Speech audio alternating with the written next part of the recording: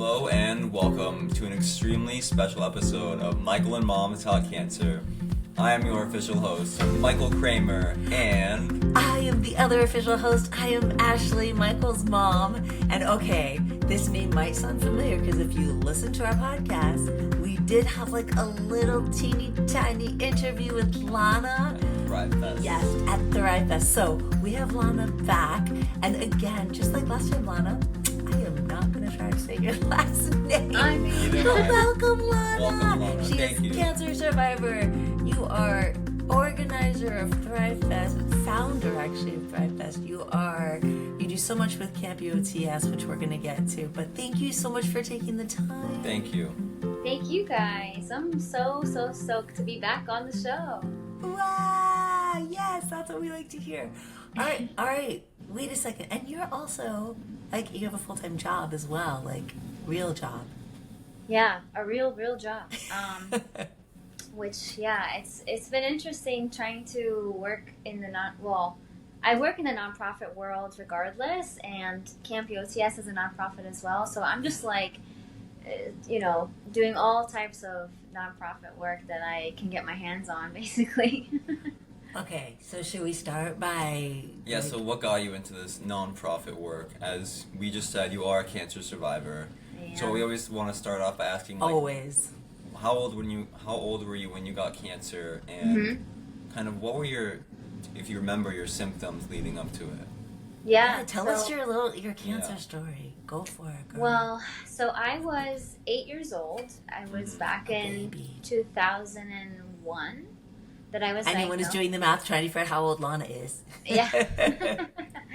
So I just entered third grade, and I had some symptoms that I do definitely remember, mostly which were that I was very fatigued, I was really pale, I was losing a lot of color, and I had a lot of bruises that just popped up out of nowhere. So my mom had felt that, maybe some things were happening at school that she wasn't aware of, because we had just moved states from Texas to Florida.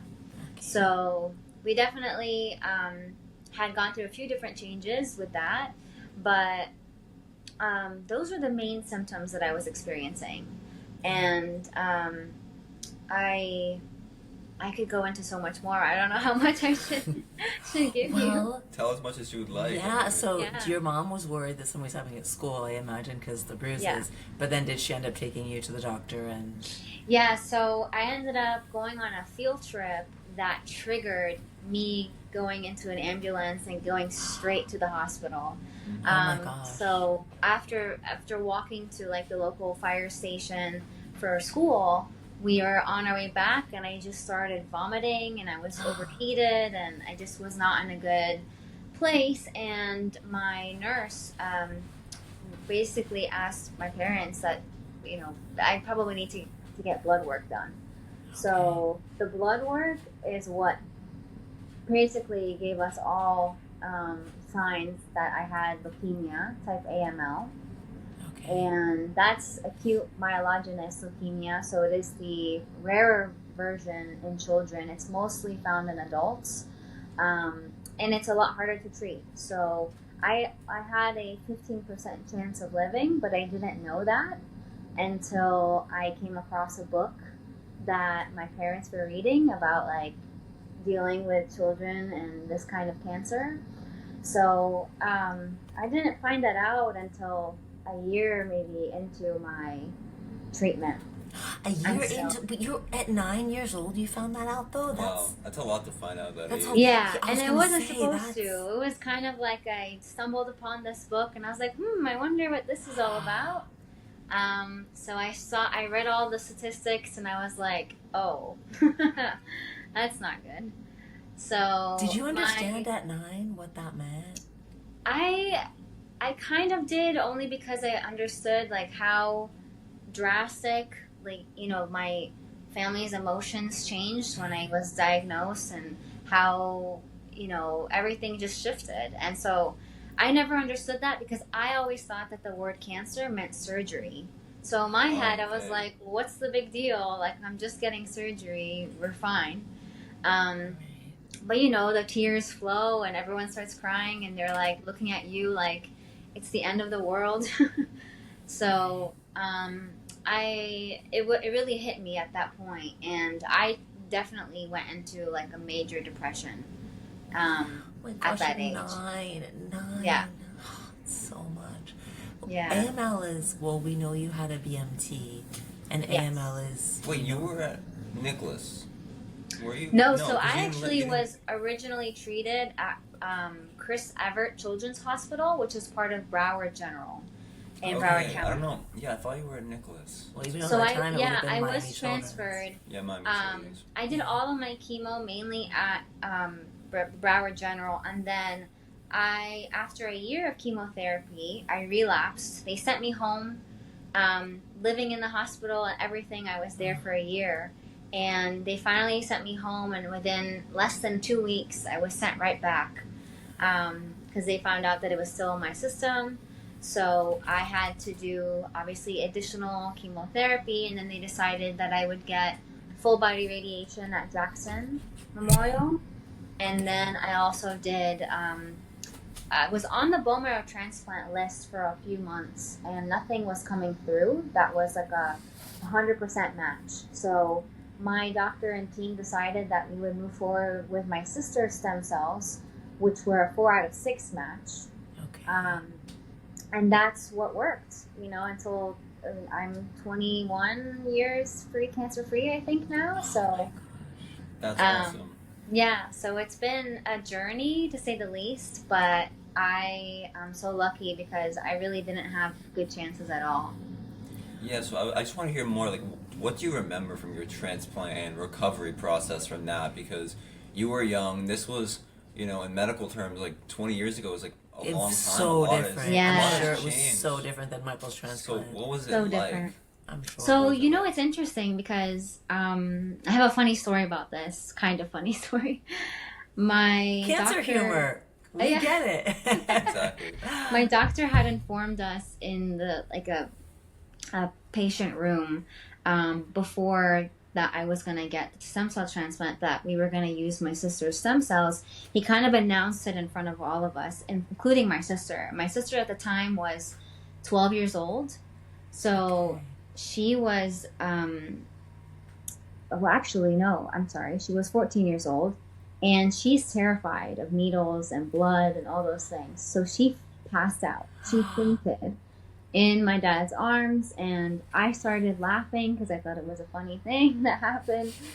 And I still find it kind of humorous because my sister is just, we're really close. We're best friends. But at the time, she couldn't imagine going through anything else on top of like her sister going through all of the stuff. Yeah.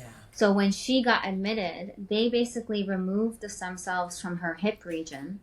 They basically had her undergo anesthesia and everything for them to extract those from her bones.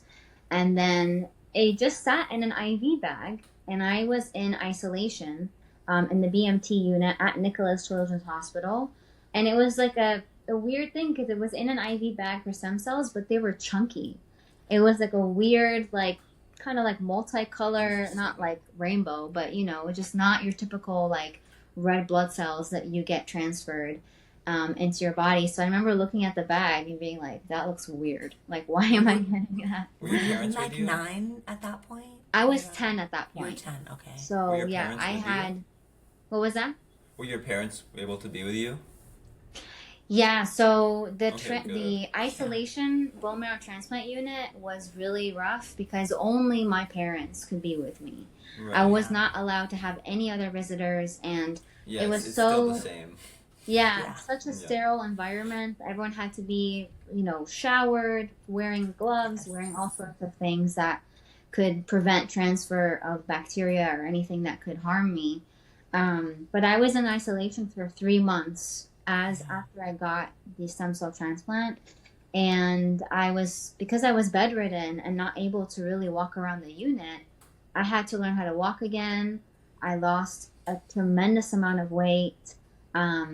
And still to this day, I have issues with weight gain and, trying to gain back some of that muscle mass and bone mass. So 20 years later. Mm-hmm. I know Michael can definitely relate. Yeah, 100%. Yeah. 100%. It's not easy. It's not.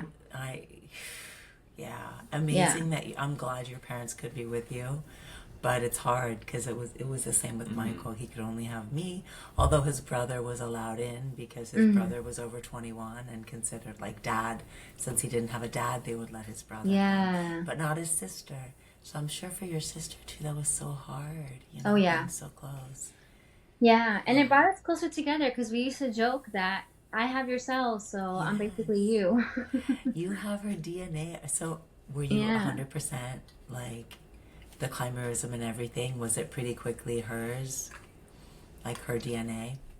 Yeah, I mean, after the transplant was over, I did suffer from some definite some difficulties, but I don't know about the DNA. I mean, I'm sure that I kept some of mine, but probably have most of hers in my system now. I think you end up with 2 sets, is what we understood. Yeah. So if you're Michael's 100% donor and he's 100% Michael, so it's like you have 2 sets of DNA. It's kind of crazy the way that works. Yeah. It's so cool. But yeah, you did have complications. I know that you and Michael share the GVHD. Did that? Yeah. Did it manifest for you quickly, like acute, or was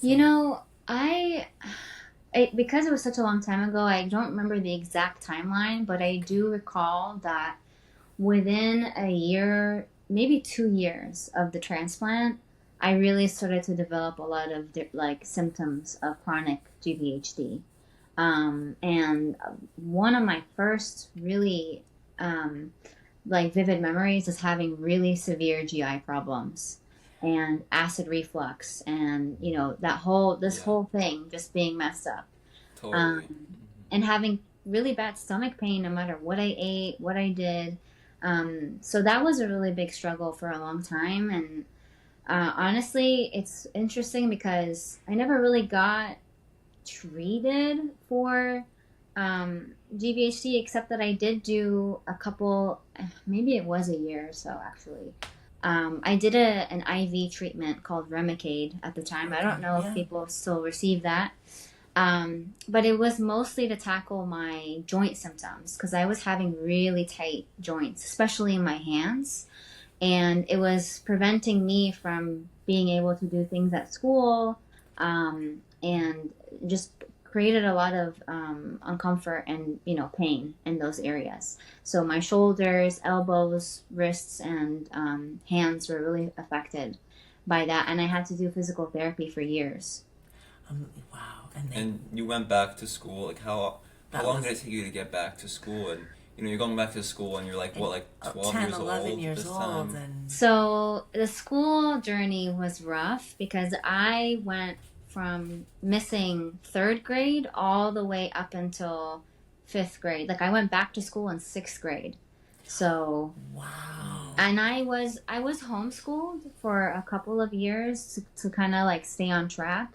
And fortunately, my 2nd grade teacher decided that she would come and tutor me at home so that I wouldn't have to be in the environment of a school where there's a lot of germs and bacteria growing and all these things. So she actually came and homeschooled me, and I was able to stay on track and not have to skip, or stay behind, sorry.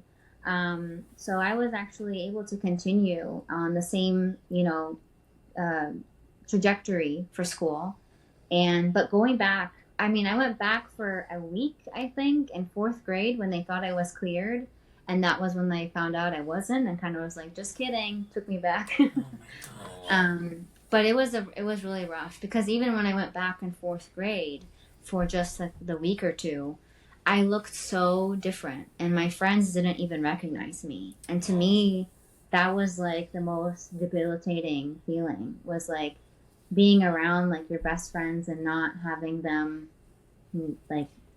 see you. You know what I mean? Sitting right next to them. Yeah, that's such a hard age to be in isolation too, and it was a different time. Yeah. One of the advantages I think Michael had is we had FaceTime. You know, Yeah. we had social media. We had his friends sending him text messages. His sister that couldn't come into the hospital when we were there for, Would as you FaceTime know, those us. 2 years of Yeah. hell. We had FaceTime all the time. That was so different for you with, like, your friends at that age. Yeah. And having any kind of social Mm-hmm. life. You had, like, your sister, and no wonder you're so close, but that's, I don't know. That must have been Yeah. so hard. I was, yeah, and I mean, during the time before I was in isolation, I definitely had like a few friends come visit me in the hospital, which made the world of a difference, Right. seeing them again I'm sure. and getting, you know, gifts and things. That was always nice, but just being able to bond again with like your friends just was such a great thing. But yeah, you're right. Like technology didn't have those kinds of things developed yet, and I'm also kind of like grateful that maybe like social media didn't exist by then, because at that point I feel like I would have been like scrolling on a, you know, death scroll, like be feeling so bad about myself and my situation. But Oh. I don't know, I feel like I had really good support from my classmates. They were always sending me things from school and things that I could hang in my hospital room. But you're right, the lack of social, Yeah. you know, awareness and just being able to even talk to another patient across the hall was just like really rough. That's the hardest thing, I think, with BMT. I Yeah. think that other areas in the hospital, even on the oncology unit, like you can kind of walk with a mask, but in BMT you are isolated. Like I remember I knew the other parents that were, you know, the kids were going through BMTs, and Michael's like, I don't know them, of course, because he was in his room. I would be the one that would step out to get him food, to shower, and all of that. Yeah. Oh my Yeah, gosh, So you did get back to your life. Like you now live a life. you I want to do. understand, like, what was it like that period when you got back to school and you were kind of just like recovering those years of like physical therapy and oh my god, the cat is just being She's so obsessed with us. I'm so sorry. She just She wants to be wants on to be part this. of the She wants to be in conversation. this. I fed them right before so they wouldn't do this, but no. annoying. Well, Yeah, you were going through your teenage years and going through physical Yeah. therapy, getting back to school. Mm. Like, was it a struggle or were you just so happy? Like, it was probably both, right? It's, Oh, I think yeah. just that age. I'm just Yeah. like it's really, thinking, it was a really hard age because sixth grade is like, you know, middle like, school. it's such a weird phase in your life. Yeah, middle school Yes. to me is like the awkward years, right? And everyone's Mhm. developing. And to me, that was the hardest thing, was that because I was treated before I hit puberty, I experienced ovarian failure. So I never went through puberty naturally. And all of my girlfriends did. And I was over here kind of like waiting, seeing, is it going to happen? Is it not going to happen? So that was one part that was really challenging, is having to like kind of see everyone else like grow up, and you feel like you're still like this small little person that didn't really get that, you know, experience, even though it's not, I wouldn't say the best experience, you know, Right, of course. going No, through that. but it's It's a human experience it's, for you. it's- Yeah. and Yeah. it's huge. I think we don't talk about that very much. I mean, Yeah. with girls in particular, we've Mhm. you know, Yeah. we've heard of early menopause onset, and this is something that actually I really hadn't heard of. So this is Yeah. the first time, because I know about how so many young people, AYAs, so many girls end up going through early menopause at like 18, 19. But for you, it was almost, it was the opposite.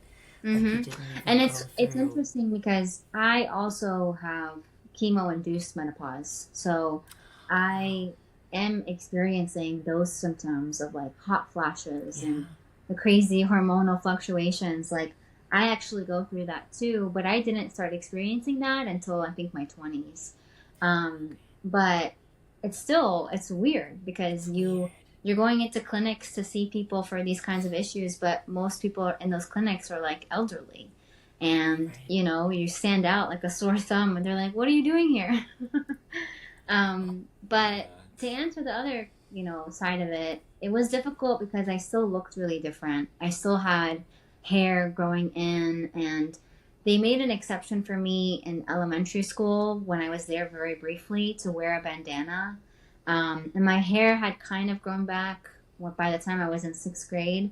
But I just like physical appearance was so drastic still, that I guess it was almost for me like starting a new chapter, because middle school is a whole bunch of different people, so you get to meet some new folks. But it was hard because with the physical therapy, I would have to leave school early to go do my physical therapy. So already people like kind of viewed me differently, that I got this privilege to leave early, but it wasn't really a privilege. No, And then at the not same really. time, Yeah. I had these hand casts that made me look like Edward Scissorhands that I would wear mostly on my left hand when I was in school, so that it would continuously stretch my fingers that I wasn't using while I was like writing in school. So I wore this crazy looking cast for a couple of years in middle school. That also made me look like a complete weirdo. Definitely not, but yeah, to other people and to you, that's so. Yeah. How did your parents, how did they support you in this? Because I think it's, it is 20 years ago. Mm. And I know now we know more about therapy and we know more, but at that time, I don't know, because Yeah. it was different at that time. It was. And therapy was definitely not a thing. Meaning in terms of it being normalized. So, right, it wasn't normalized. It was therapy and right. Yeah, my parents, I think I remember them being told in the doctor's offices that this was an option for us, to see someone and work through some of those kinds of difficulties. But we never traversed down that path, and I only stumbled upon therapy after going to a survivorship clinic, and them telling me that this is part of the process, is to see a psychologist and assess your mental well-being on top of your physical well-being. So that was brand new for me, and I had done that for the first time. I think it was now 6 years ago, maybe right after college. And so that was a really, new experience for me, and very difficult because there was so much to unpack, so many things that I pushed back, in the back of my memory that I didn't really want to remember or deal with. So that the mental health piece is really important, I think, because September is Childhood Cancer Awareness Month, but it's also National Suicide Awareness Month. And I think that there's a lot of people that, especially children or teens, that suffer through cancer and have really, really a tough time with their mental health.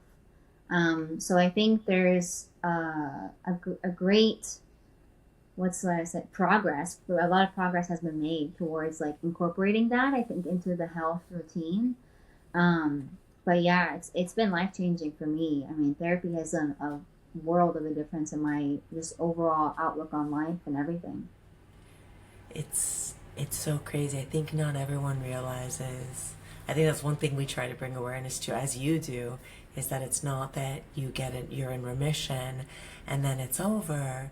There are like the physical, as you said, I know it's a lifelong journey. It's a lifelong, Mm-hmm. you still deal with the physical effects. Right. But the emotional and the mental effects. Yeah, survivorship is not easy, It's not. And we learn very quickly after you're out of the hospital that like being on your own is not an easy process if you're not being seen by a team constantly. And there's a lot of, for me, what was the most difficult, like going into remission, going back into school, is that because I had so many late effects of treatment, I didn't know that a lot of them were late effects. I didn't know what they were. I didn't know what I was dealing with. And so I struggled, and I was trying to figure out every other month, I feel like, what was going on with my body. And there wasn't any survivorship clinics at that point either. So I didn't have that opportunity to also go to a clinic and have them tell me my entire history, walk me through things that I need to be on the lookout for as far as like secondary cancers and other kind of effects that I might develop, like heart disease, for instance. I never knew that I was prone to now developing heart disease because of the chemo medicine that I had. So I'm like now And the very radiation conscious, as well. yeah, And of the like doing radiation. more cardio and like making sure that I'm eating the right foods and all those things. So it's just so many things, so many parts of your life that you have to now change as a result of Yeah. that. The radiation oncologist made sure I was very well aware of heart disease. When It was so scary. when I had radiation, he specifically was like telling me all these things that could possibly happen to me in the future. We're Wow. just like sitting there crying, like, am I gonna like Yeah. just die? It was. Ah. Yeah. So did you have radiation before your transplant? Yes, I had Okay. full body radiation before the transplant. And my radiation, I don't know if this is how they do things still, because again, I feel like when I was treated, it was back in like Mm-hmm. the archaic, ancient times Not of that, medicine. but I know, but it's changed a lot. But they put me in a glass coffin, is No. basically what it looked like. And Okay. I had to lay down in this thing, and they would pack it with saline bags, and they would. I was laying on top of saline bags, and then they packed them on top of me too. And I'm not sure what the purpose of that was, but I just laid there for like 45 minutes, and there was this giant machine, facing my body, and I didn't feel a thing at the time, which I think is kind of scarier, is that you don't feel anything, so you Yeah. don't know what's happening. Yeah, And they tell you radiation. to sit and lie very still and not really to move around. So it's a really, when you're a kid, I think it's definitely scary. And I was just like, okay, this is interesting. Like laying in this thing every every other day. Oh my gosh. Yeah, we But were for the radiation. I was standing, and we had lung blocks, mm, and it was in like a room. You had to stand. You couldn't move. So it's similar with the not moving, and yeah, you don't feel a thing with radiation, which is weird. You feel after. Yeah, after you feel afterwards, awful. you would be like, Yeah. it was hard. That was Yeah. hard. Radiation Radiation's is Yeah. hard. Especially, I think full body irradiation is hard. yeah. But when oh my god, I have like so many things I want to ask you. But I do want to say, like, when did survivorship, when did that become part of your life? Because I'm Yeah. imagining you even in high school. And then I was also imagining that, of Oh, course, high school. Yeah, high school, I'm sure. But when did Yeah. survivorship come into your life? Because I'm imagining you had like monthly, then 3-month checkups, then Yes. 6-month checkups, then Yeah. it was spread out a little bit more. But when did Mm. survivorship actually come into place? For me, it didn't come into play until I was done with college. Wow. Yeah, I mean, I did go through that natural progression of like the every month check in to every 3 months to every 6 months. Right. That was a thing right when I finished my treatment when I was 10 years old. But after a few years of that and my doctor leaving the hospital that I was being treated at, I didn't get along well with the new doctor that was kind of took his place. So we instead decided to just like see different specialists and try to address the different problems that I was having. But my best friend from childhood actually decided that she was going to become a pediatric oncology nurse because of what happened to me. Oh my gosh. And she was the person that told me about survivorship clinics and said that I should look into it and that there was a few in Florida that I could check out. And at the time, I had just finished, I think, my college courses at the University of Miami, which I'm representing today. Yeah. Anyone watching Um, on YouTube, she's got a University of Miami sweatshirt on. Which I have a fun story about that too. But my experience was interesting because I couldn't find any clinics that saw people my age. Because God. some of the survivorship clinics cut off the ages by which they see people. So I think I was over the age of 21, and a lot of them stopped seeing people after that age. So the only one I could find at the time was Golisano Children's Hospital in Fort Myers. So I drove 3.5 hours each way to go to this clinic. And the first ever visit that I had was life-changing because the nurse practitioner that led it gave me an entire rundown of everything that I needed to know, and her cell phone number, all the things that I needed to basically feel like comfort and security. and knowing what to do next, even this many years later. So it just changed everything. And every year now I'm doing, mammograms, bone density scans, the whole spiel of what I could be developing issues for in the future. And so far I've already developed, a lump here, a polyp there that they've had to remove. And so it's like, if I hadn't had known of these kinds of preventative measures, my life could have been shortened a long time ago, So yeah, because those are tests you do when you're older, like my age, not your age, but because of the cancer. Oh my gosh, your story is so interesting and so rich. Yeah. So when did you get I have a lot of things. I would love to ask, like, when do you get involved with, like, the advocating and Camp it was Camp UOTS, right? UOTS, is where you started. How did you get involved with that? Yeah. That was my question. So I think if it wasn't for camp, I don't know, like, where I would be mentally, because camp, I stumbled upon it. I was a camper when I was right out of treatment. So I think I was ages like maybe 10 to 12 that I went to the camp. Okay. And explain what the camp is for people so they know. Yeah, so Camp UOTS is so now a nonprofit, and it's basically a camp in which it's a 1 week sleep away during the last month of summer. And we do activities all throughout the week that you typically can't do with your family, whether it's a financial strain or a place where there's a lot of people and you're worried about being around that many people due to, immunocompromisation.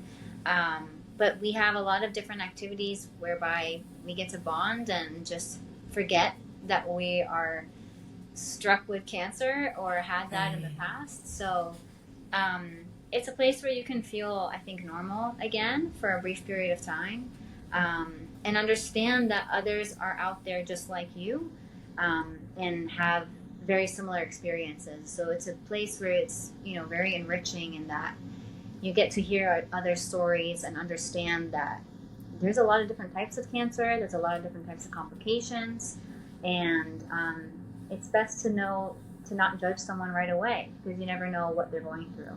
So is it for up to 18? I know that afterwards you want to be you can be a counselor. Yeah. But for campers, it's up to 18. Is that the story? Yes, it's ages 7 to 17. Okay. And anyone ages 18 and up can become a counselor or apply to be a counselor. Right.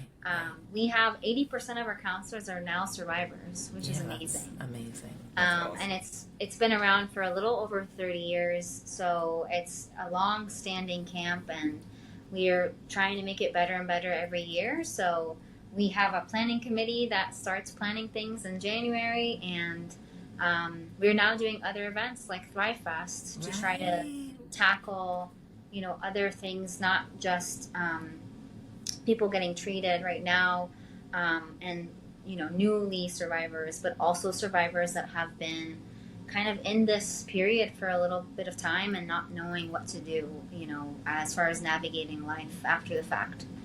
Did you continue to go to camp, or did you go like when you were young, when you were like in the midst of the cancer, and then you stopped going? You came back. So the camp allows campers to go. Usually it's 2 times. Okay. Max. Sometimes it's 3, depending on if there's any openings that end up being last minute. I had the opportunity of going 3 times, so I maxed out my times to go. But you are always able to come back as a volunteer, so that is endless. Endless opportunities for that.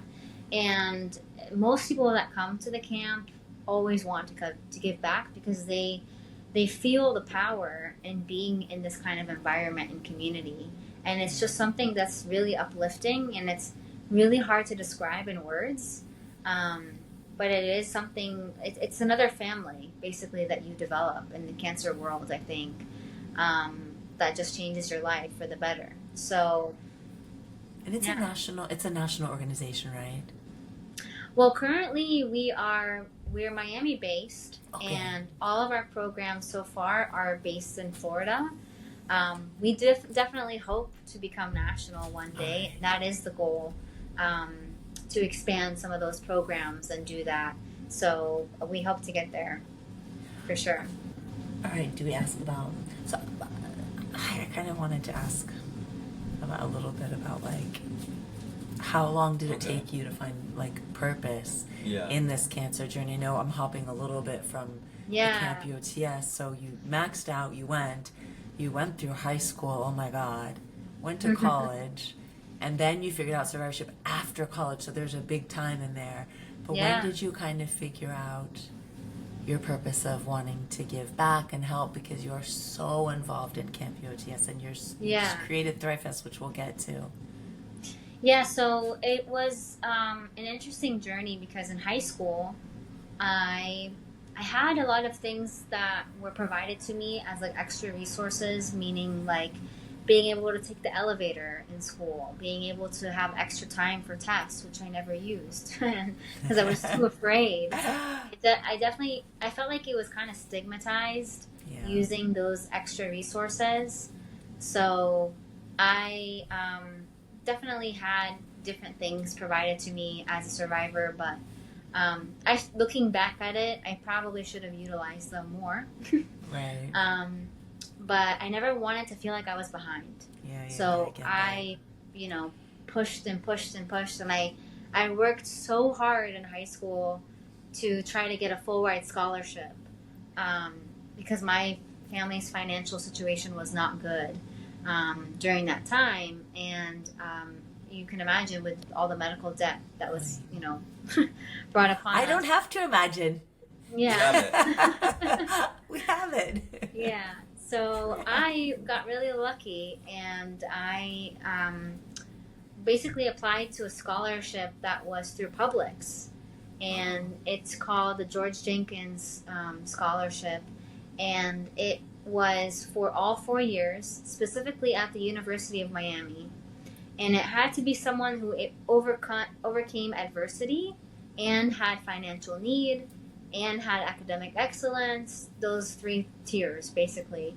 So I applied not thinking that I would get it because only 3 people get chosen every year, and I ended up getting it. Wow. That's awesome. Yeah. I don't think it was lucky. It sounds like you worked your you butt worked off. hard for that. I tried. Lucky. Yeah. I definitely tried to get to that level. I mean, I never thought that I could get something with that kind of value on it, but it was amazing. It was, I would have never been able to go to a school like UM because the cost of a private school is way beyond what most people can afford. But I just had a really beautiful experience entering adulthood in Miami. It was weird. It was a weird circle of life, I think, going back to Miami, because that's where I was treated. That's where I had not the best memories. But at the same time, I went back there for college because I lived prior to that in Palm Beach County. And I also refound my purpose in Miami with the camp. So my first year at the U, I reached back out to the camp to see if I could go back as a volunteer and become a counselor. And without question, they said, yes, we would love to have you back. So that was my first year as a counselor. That was back in 2012. Yeah. So it's been a significant amount of time. I've been doing it ever since, every year. Wow. And I look forward to it more than my birthday, more than any holiday. It's one of those things that brings so much joy to people that I wouldn't trade it for the world. And it's just like, I don't know, it's one type of experience that you have a hard time explaining because it's just something you feel. Especially when it's all done and over, and you see the campers that were crying at the start that didn't want to stay, and then at the very end crying because they don't want to leave, and building those bonds. It's just really powerful. Yeah, I could tell just from ThriveFest the bonds that we saw there. Yeah. Of the people that had been at camp. Yeah. Do you want to talk about ThriveFest and where that came from, and that's how we met you. I know. I'm so fortunate for that. So ThriveFest was started off as a dream, basically. Right. I felt really fortunate because the board of the camp decided that we could now do more than just the camp, and don't want to say just the camp because that's a lot, of effort, but there were more programs that we wanted to put out there. And I pitched to the board that I think it would be really great to celebrate survivors and have a full day of events that could inspire them, that could show them that you could be this, you could do that, you could go out there and accomplish this. Because I think one of the biggest hurdles in survivorship is feeling like you're unworthy, feeling like you can't meet the same kind of criteria that other people can meet, and not being able to accomplish maybe just as much. So I kind of wanted to break that and just show people through other stories of survivorship that it's actually all feasible, and all of these resources are out there to support you. And so I had a conversation on the bus ride back from Orlando with our child life specialist, Grizel. And who we love with all of our heart. I know, she's so great. My child life specialist as well. Yes. Yeah. I feel like she's my child life specialist too. Come on. She brings the child out of everyone, really. Yes. Yeah. So, and I thought that I was fun sized, but then seeing Grizel, I was like, oh, you guys are a perfect pairing. Like next level of of that kind of energy. But I was really touched because she asked me, just like a person-to-person conversation, what was your journey like? Because we never worked together outside of the camp. She never treated me or had that kind of experience. So she had the same questions that you were asking me today, and I basically told her it was really, really hard. And I don't think a lot of my even other survivor friends had it as hard as I did in some instances, because most of my survivor friends never had a transplant or hadn't gone through this many rounds of radiation or, done all those. And for me, I feel like I got all of the things that you could have gotten. So I had a lot of late effects, a lot of things that I couldn't really connect to other people about because I hadn't seen them going through the same thing. So that's when we talked about it, and we were like, yeah, there needs to be more survivor resources out there. There really isn't enough, and I don't think there's any event like ThriveFest that touches on, things that can help you live a better life. Yeah, and that's just, it's so important. It's so important. It's amazing you guys are doing that. It's so touching. That was the first annual. We're going to say first annual because there are many, many more to come. Yes. But it was for the first one, it was just like, not even for our first. It could have been a 20th. We would never have known. It felt very professional. It felt like it was had been done for a few years. It was awesome. Oh, wow. That means so much. That really does. The connections with the resources, it was absolutely beautiful. I think we're so blessed. I was actually thinking about that when you were talking about your experience in the BMT and the isolation. I was thinking, there are a lot more resources now. Thank goodness. It made my heart break for you, but thank God there are more. Not that it's easy. Yeah. Not that it's easy. It's still so hard, but I'm so happy that it is. Yeah, I'm sure you didn't have a child life specialist. We had what I think was considered just like a social worker, right, which at the time kind of filled in that type of role as child life specialist, but definitely didn't have. You did not have Grizel or Ellie. We had Ellie and Grizel. Oh, Ellie, yeah. Ellie and definitely too. No dolls to show you what was going to happen to your body or any of those things. So, I love that there is a focus on that education piece now, and I think with the evolution of bringing child life into the medical field, I think there needs to be the same kind of wave with survivorship. Yes. And bringing that, full circle back for a lot of people, because yeah, it's not easy. And Yeah, I see Michael's so blessed. Like, there are a lot of cancer support services, especially at Sylvester. But I do feel the same. I'm like hoping, curious, will this continue into survivorship? I think it's becoming more of a thing. yeah. But thank God there's more, while you're going through it. But it is the after, because the after, and I'm sure, like, what is your biggest challenge now? What is your biggest challenge now? That's a great question. I don't know. I feel like I'm trying to figure out where I fit the best, in terms of, I guess, like, adulthood. Right. That part is really, I think for everyone, kind of a weird transition. But in terms of, like, my career, for instance, I started off doing nutrition because I was so impacted by the power of food on health. And now working on things like ThriveFest, I'm trying to figure out where do I want to best spend my efforts. And I think for me, one of the biggest challenges is keeping on that positive mental track.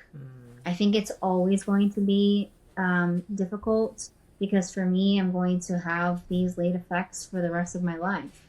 So I think it's just a matter of reminding myself how lucky I am, how many people are out there supporting me, and that when someone gives you opportunities to go after them and really chase it, because that doesn't happen all the time. And ThriveFest was a dream that we manifested, and people want to see it again. So it's just things like that make me feel like, okay, I think I'm doing the right thing. You're taking your challenges and you're using them for the good, like your challenges with the diet, and you're using it for the good, your challenges with survivorship, and that's exactly what you're pursuing. See, that is beautiful, taking your challenges and using it for the good, the better good of the world. That's beautiful. That's incredible. And we're gonna end with one last question here. We have one last question. If you knew you were gonna die tomorrow, what would you do today? Oh, hard question. I've heard this on the podcast before. Yeah. So you knew I it was should have coming. prepped for this one.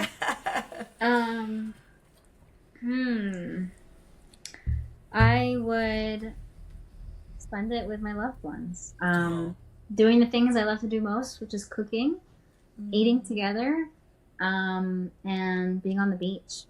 Because that was my childhood, as I grew up on the beaches down here in South Florida. So I have the best memories on there, and spending it with my family. So I think that's how I would want to go.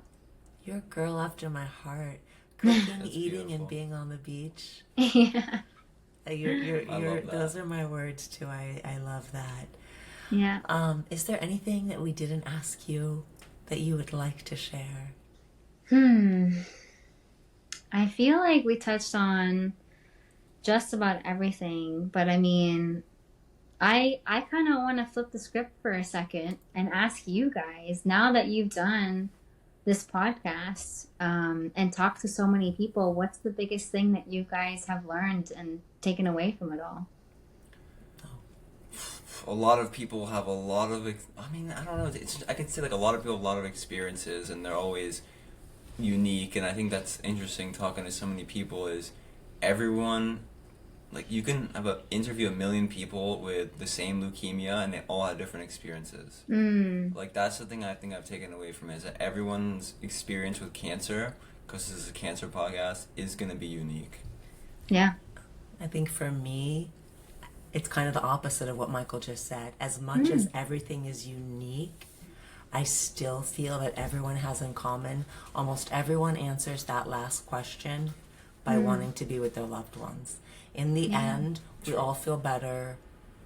We all feel more whole when we're able to connect. And I think that's, like, the purpose of the podcast, is connecting people and making you not feel alone. And I know that sounds trite, but I think I've seen how important it is for people going through cancer, is the need to really connect, and how love becomes it always comes down to love, and it becomes the most important thing. On that last day, everyone wants to be with someone they love. Exactly.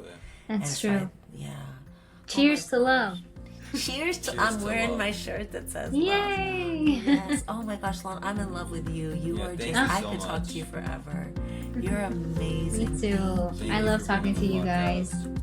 Thank you so much for being here. This is an official goodbye from your host, Michael Kramer, and The other host, Ashley, and our beautiful, beautiful guest, Lana. Thank you for all you Thank are you. doing. Thank you guys. Appreciate your time. We love you. Mwah. Love you.